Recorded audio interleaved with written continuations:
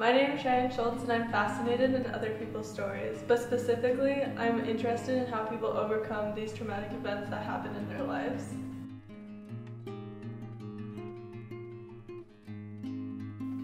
I'm Chris Pelletier and this is my story.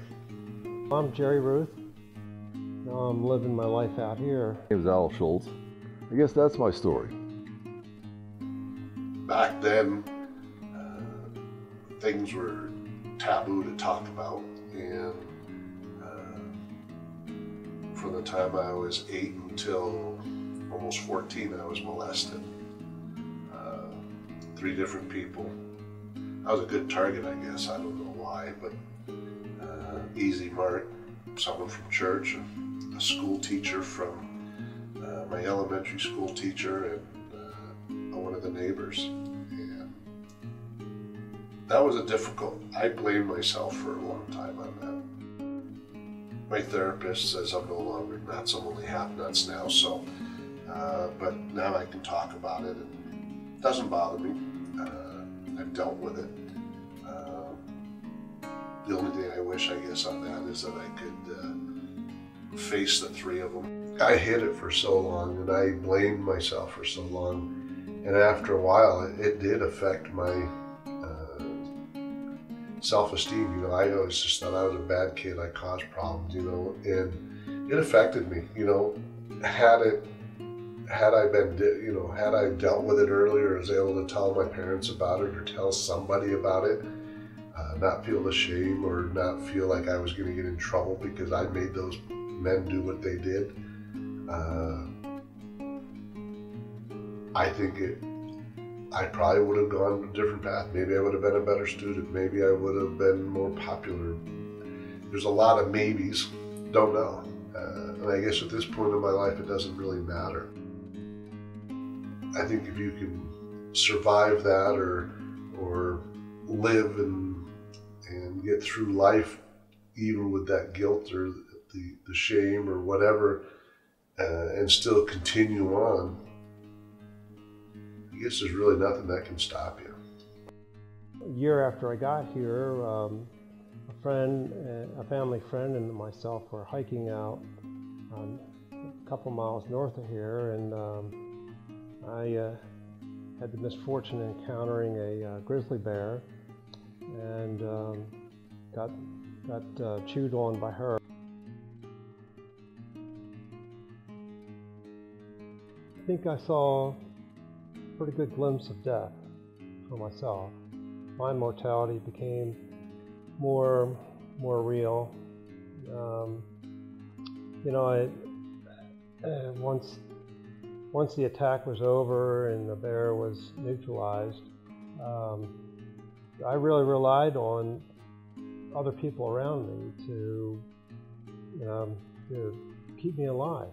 The family friend that was with me, he was there to get me out and get me to help, and then I relied on pretty much perfect strangers to get me to the hospital and then kind of put me back together and give me what I have today. My wife had a bad bellyache, and so we went to the doctor. The doctor examined her and said, "You've got a knot here in your stomach that we need to look at."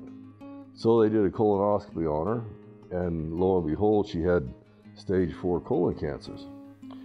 6 years later, our oldest daughter, Kitty, come down with a bellyache. They went to the hospital and checked her out. She was living in Durango, Colorado at the time with her husband.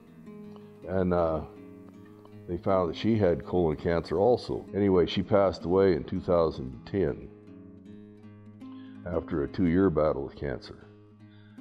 At the time that Kitty passed away, I think Judy died at that point in time. She passed away in January of 2013. The hardest thing I ever did in my entire life was close the door the last day out of that hospital room. I might add that Kitty's husband, my son-in-law, he was here with us at the time. And when I went in that morning, they called and said that she was passing. And I went to town, and I got to the hospital just shortly after she had passed. And I called Mark and Shrane and Brett and Misty and Cheyenne and told them what had happened. And when I called Mark, who was Kitty's husband, he was out at the memorial that we had built for Kitty in the back of the roping chute. And he said, I know. He said, I felt it. He said, I felt when the last breath was taken.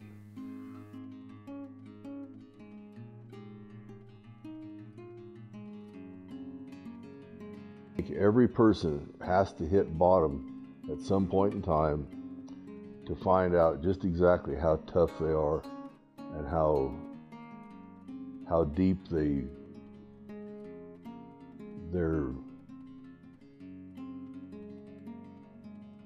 how mentally strong they are.